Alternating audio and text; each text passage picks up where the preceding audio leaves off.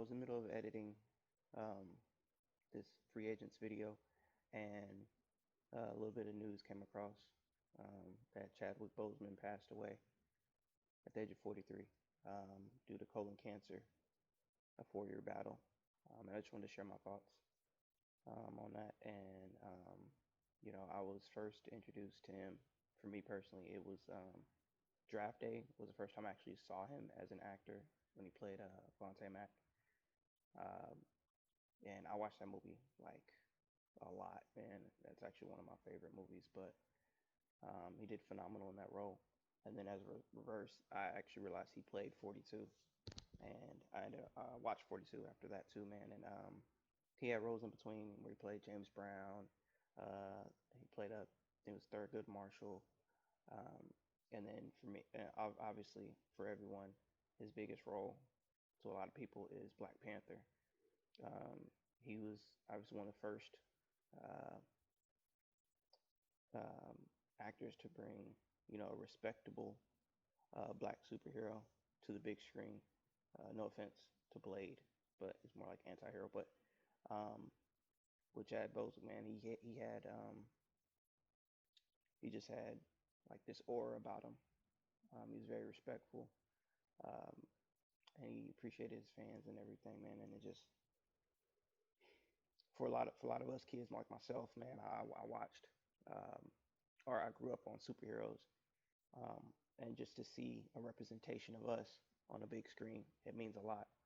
So um, that was a big deal for a lot of us, man. I can't even really put into words how much that means, and me having a son, man, and me being able to show him that you know representation matters.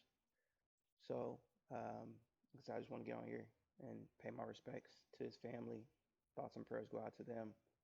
Um, you know, um, and rest in heaven, King. Wakanda forever.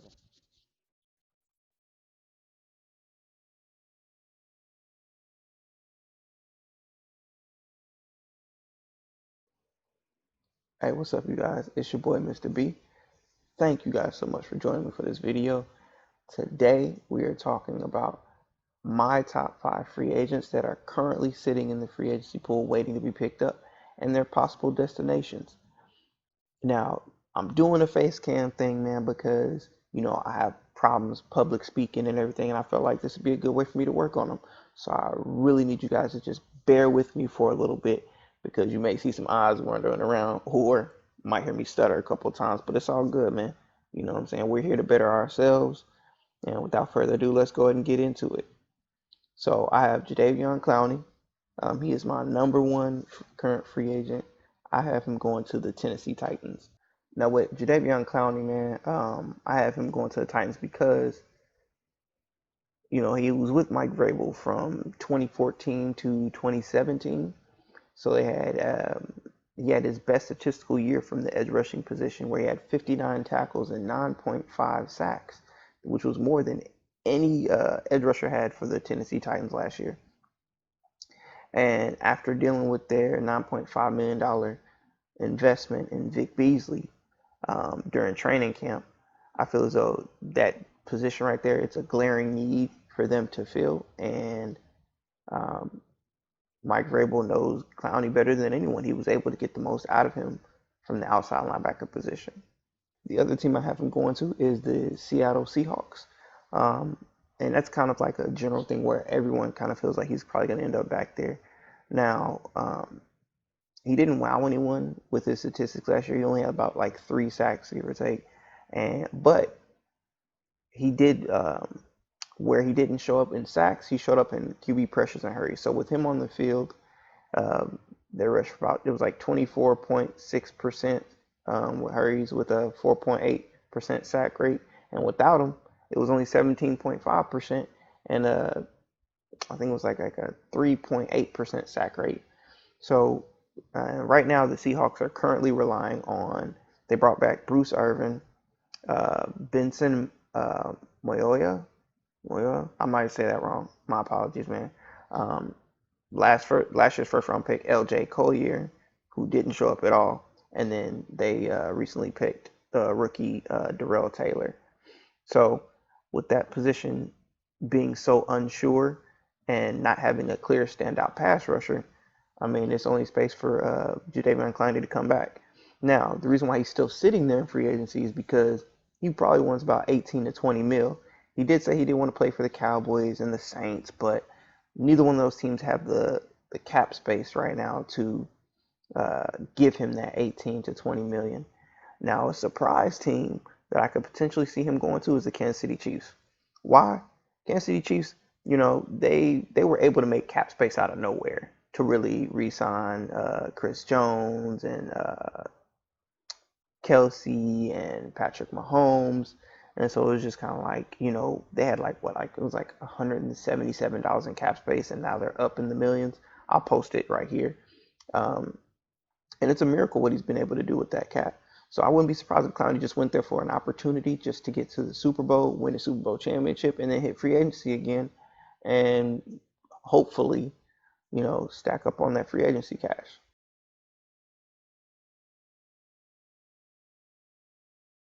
My number two free agent is former Ravens safety Earl Thomas.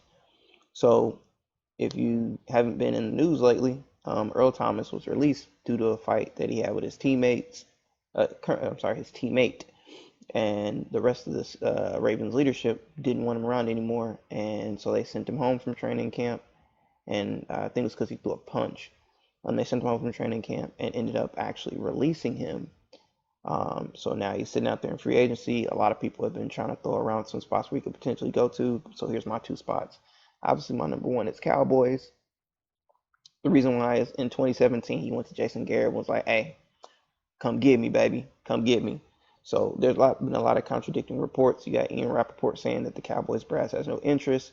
Jerry Jones turning around saying like, "Hey, he don't know what he's talking about." So I still think he's gonna potentially end up with the Cowboys. They do have Xavier Woods. Xavier Woods gave up 16 receptions last year from the safety position, and Earl Thomas only gave up 5. So with adding Earl Thomas, it'll fortify that secondary and then allow, um, Demarcus Lawrence and their new silent addition, Everson Griffin, to get in there. You got Dontari Poe. You got that linebacking core.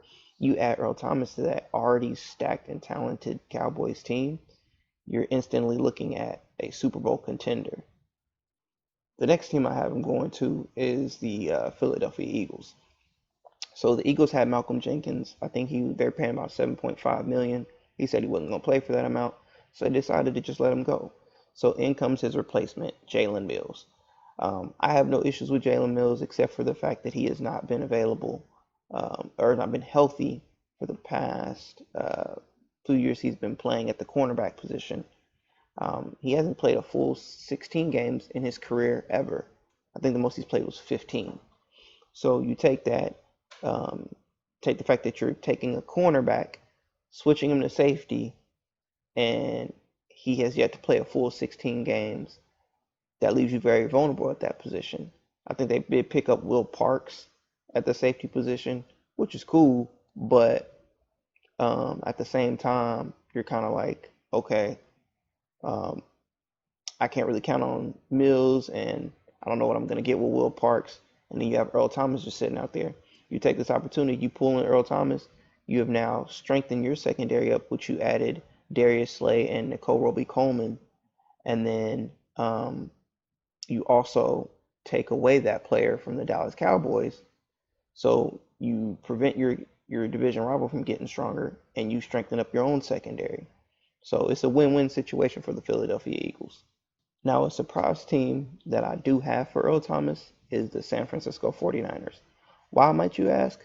I mean, they have Jaquiski Tartt, they still have Jimmy Ward, but both of those players have had issues with injuries. You log in Earl Thomas, you got the familiarity with Richard Sherman, and you already have a Super Bowl contending defensive line. You add in a 7-time Pro Bowler in your backfield. I'm telling you, man, that leaves them open to repeat as long as Jimmy G gets in line.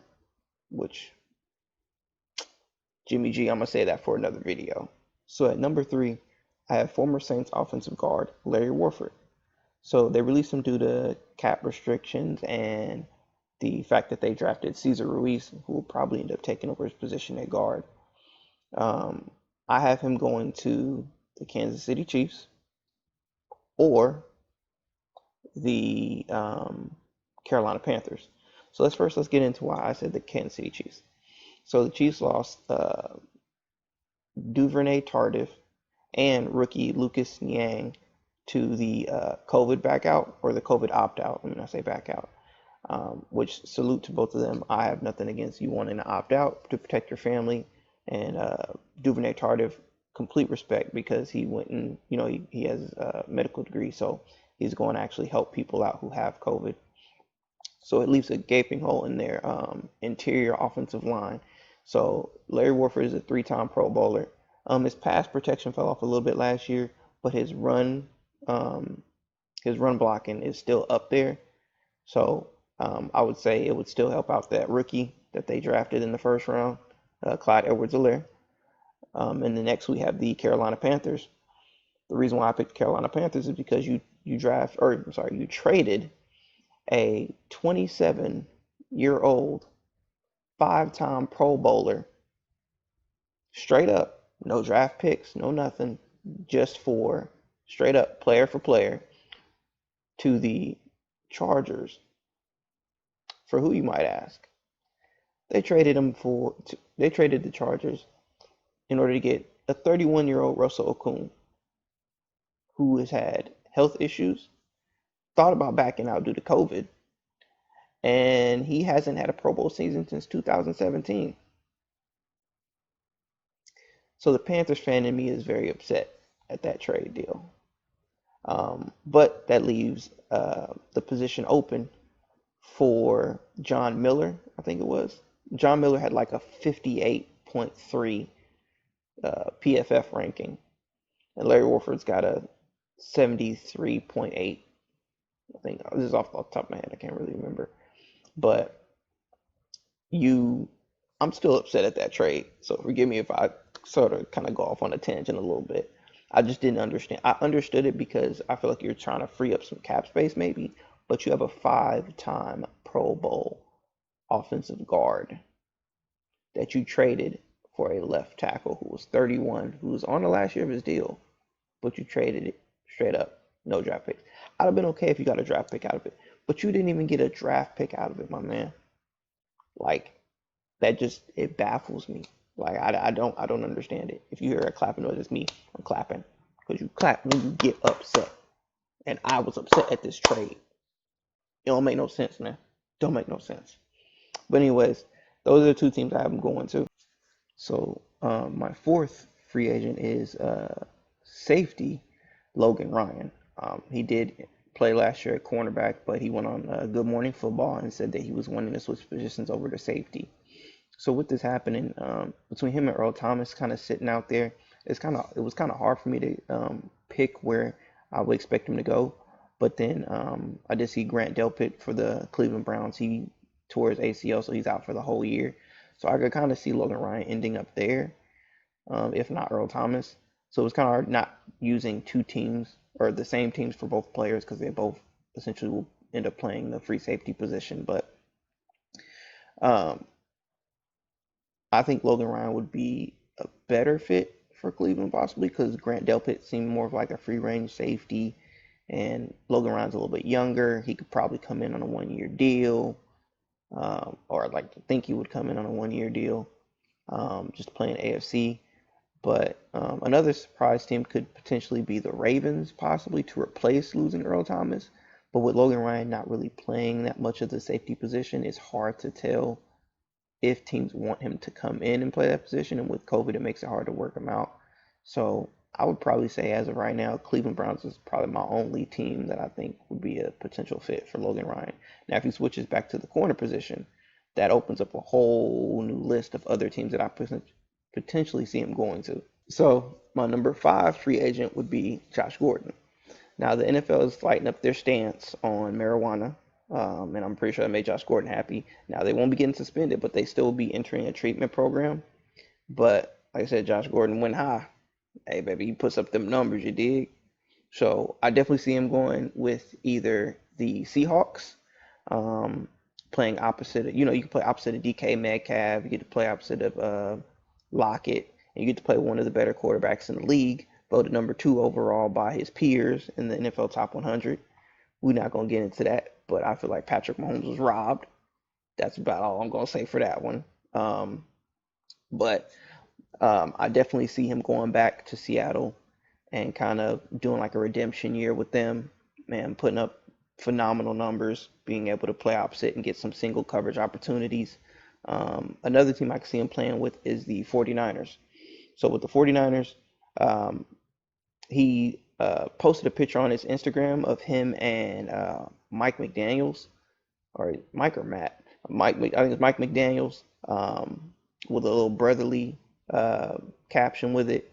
I definitely see him going there. He did play under Kyle Shanahan in 2013, 2014, and he was only able to play a small limited amount of games because of smoking weed. So I definitely see him being able to go there, and then with the Niners signing and releasing and then signing more wide receivers left and right, I definitely see that being a possibility. And I would actually like to see that be a possibility because there's only like 4 or 5 head coaches that I think that are NFL right now that could help Josh Gordon get his career back on track, and Kyle Shanahan is definitely one of them. He could probably use him in some reverses like the Deebo Samuel role that he did in the Super Bowl. Use him on some gadget plays, and then if he can get him back to form, i.e., getting to smoke weed again and not testing positive, man, you got a top tier number 1 receiver right there. So my honorable mention is Dez Bryant. We see you, baby. So with Dez Bryant, man, he had a workout with the Ravens. I believe it was last week. No signing has come up as of yet, and I would just love to see him sign with the Ravens. Another team I can see him going back to is the New Orleans Saints. I would like to see him back with the Saints because he tore his ACL. Now with the Ravens, I kind of see him going there because they already have a leadership hierarchy in place. So they have leaders there. He doesn't have to go in and feel like he has to be a leader for the team. And with the Ravens, they have no problem cutting you loose. Just ask Earl Thomas. If you get out of line, ship him out, baby. But I don't think that's going to happen. And then you have a top red zone target for Lamar Jackson. Now with the Saints, I could definitely see him going back because he tore his ACL. He was humbled, so he doesn't have that same type of selfish. I'm not even gonna say he had a selfish attitude or a me first attitude. He was just passionate about the game. So I would just like to see back in the NFL throwing up the X, man. So I would like to see him go back, maybe run it back with the New Orleans Saints, and see what he can give them for their push to get to the Super Bowl. One more team that I could potentially see him going to is the Kansas City Chiefs. That's my surprise team. I know everyone's like, oh man, why Kansas City? I mean, he did a workout with Patrick Mahomes, and seeing that X thrown back up in Arrowhead, bring back those memories of Dante Hall, man. So just watching him, giving them a red zone target that they have a red zone target in Travis Kelce, but giving them another red zone target outside of Travis Kelce, it would just be phenomenal to see, and then see Dez Bryant get back on track. And Andy Reid, he can handle personalities, he can handle egos. He'll make sure that Dez Bryant stays in line, and that's another team with a leadership already in place, a franchise quarterback already in place, and an offensive scheme that could scheme you wide open no matter how slow you are or how much separation you do or don't get. So I definitely see that happening. So there goes my top 5 free agents and their possible predicted destinations. If you guys enjoyed that content, I want you guys to go ahead and hit that like and subscribe button at the bottom. Go ahead and comment, share this video with your friends. Let's get those views up. Let's get my subscribers up. I appreciate you guys for staying through the whole video and listening to me ramble on about free agents. Go ahead and let me know below if you guys agree, disagree, have other possible destinations that they could potentially go to. I'd love to hear your guys' opinion. It's always good to interact with other people regarding sports. So it's your boy, Mr. B, Branch Huddle. And as usual, man, y'all stay strong, stay safe, and keep hustling.